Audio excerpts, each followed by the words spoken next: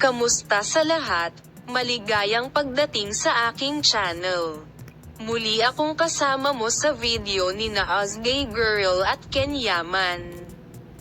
Ang bagong balita mula sa duo na sina Ozgay Girl at Ken Yaman, na gumawa ng mga sigla sa mga proyektong kanilang sinalihan at kung tatanungin mo ang tungkol sa kanilang kayamanan at agenda ng magazine, ang duo na namuhunan ng kanilang mga kita sa pamamagitan ng pagbili ng mas maraming real estate at mga sasakyan ay nalaglag ang pangamuli.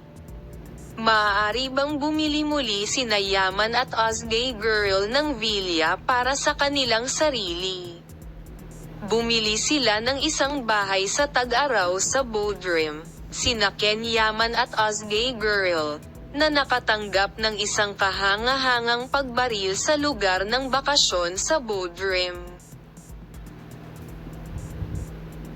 Si Ozgay Girl, na pumili ng isang set ng sulok, ay pinalamutian ang kanilang bahay ng Ken Yaman.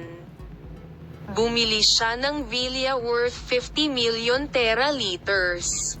Ang mga presyo ng bahay sa tag-init sa rehiyon kung saan matatagpuan ang bagong tahanan ng sikat na mag-asawa ay iba-iba sa pagitan ng 30 at 50 milyong TL.